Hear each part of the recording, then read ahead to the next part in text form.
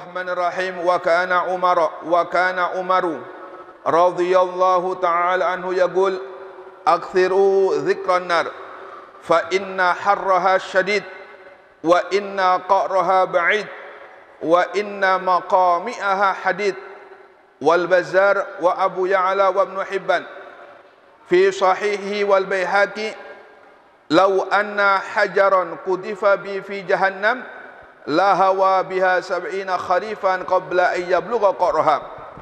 Wa Muslim an Abi Hurairah radhiyallahu ta'ala anhu qala kunna 'inda Nabi sallallahu alaihi wasallam fasamina wajbatan faqala an-Nabi sallam atadruna ma hadha qulna Allahu wa rasuluhu a'lam qala hadha hajarun arsalahu Allah fi jahannam mundu sab'ina kharifan fal'an hinun intaha ila qa'riha ila akhiri ma qala radhiyallahu ta'ala.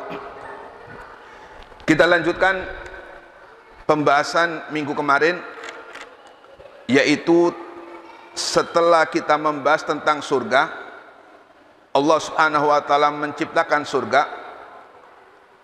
Setelah itu Allah Subhanahu wa ta'ala menciptakan neraka.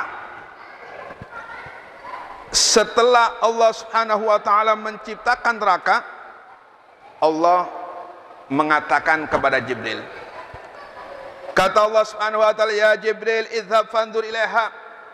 Wahai Jibril, lihatlah neraka. Jibril diperintah oleh Allah Subhanahu wa ta'ala untuk melihat neraka. Setelah malaikat Jibril melihat neraka sebagaimana yang diperintahkan oleh Allah Subhanahu wa ta'ala, maka Jibril kembali kepada Allah Subhanahu wa ta'ala. Setelah di hadapan Allah Subhanahu wa ta'ala, Jibril mengatakan, wa izzatika la yasma'u biha ahadun fayadkhulaha. Kata malaikat Jibril, wahai Tuhanku, demi zatmu yang sangat mulia, tidaklah seseorang mendengarkan tentang dahsyatnya neraka terkecuali dia tidak bakal berani atau tidak bakal mau untuk masuk neraka, kata malaikat Jibril. Kemudian Allah Subhanahu wa ta'ala mengelilingi neraka tersebut dengan bisahawati, yaitu dengan kesenangan-kesenangan. Setelah neraka diliputi oleh Allah dengan syahwat-syahwat, maka Allah kembali memerintahkan malaikat Jibril untuk melihat neraka.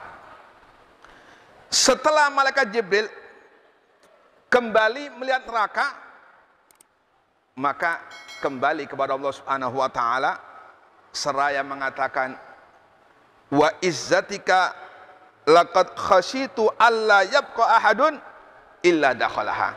Kata Jibril, wahai Tuhanku, sungguh aku takut tidak ada satupun manusia terkecuali akan masuk ke neraka. Kenapa? Karena wahuffatin nar bisahawati. Neraka dikelilingi oleh perkara-perkara yang membuat kita nyaman. Makanya orang itu ketika minta maaf, ketika diperintahkan oleh Allah Subhanahu wa ta'ala untuk taat kepada Allah, ibadah 5 waktu jamaah, sholat subuh jamaah, ini membutuhkan perjuangan. Kenapa? Karena ada hawa nafsu. Hawa nafsu ini sifatnya bertentangan dengan akal. Akal mempunyai sifat yang selalu taat kepada Allah Subhanahu wa ta'ala. Makanya nggak heran kalau para malaikat-malaikat Allah tidak pernah maksiat kepada Allah Subhanahu wa ta'ala. Kenapa? Kendaraannya cuma satu. Maka nggak heran, jangan kagum dengan malaikat.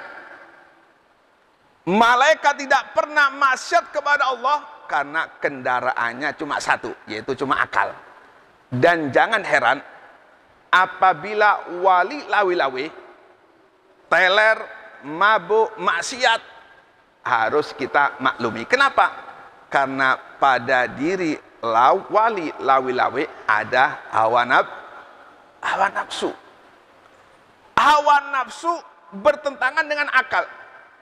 Ketika akal mengajak taat kepada Allah Subhanahu wa taala, maka hawa nafsu mengajak kita untuk teler. Ayo beb, teler beb, sekali-kali beb. Ayo dah teler beb. Apalagi yang ngajak walawe, ayo beb teler beb. Seandainya, insya Allah nggak berani ya. Insya Allah nggak berani mengajak saya teler. Bertentangan dengan akal.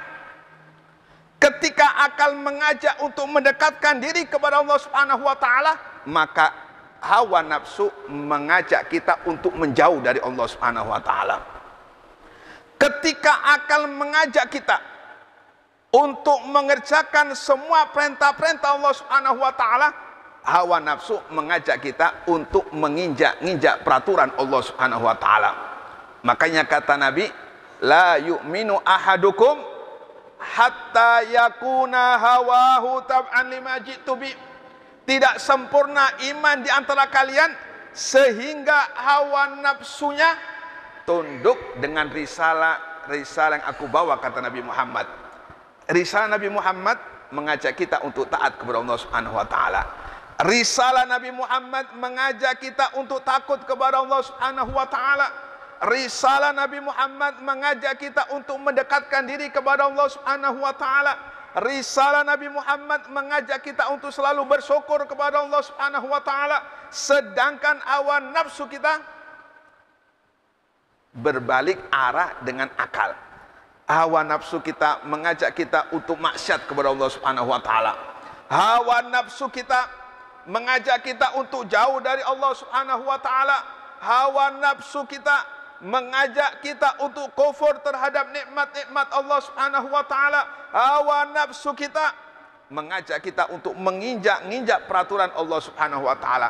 Makanya kata Nabi, ada aduwika nafsukal lati baina janbek. Musuh besarmu adalah hawa nafsumu sendiri yang berada di antara kedua tulang iga.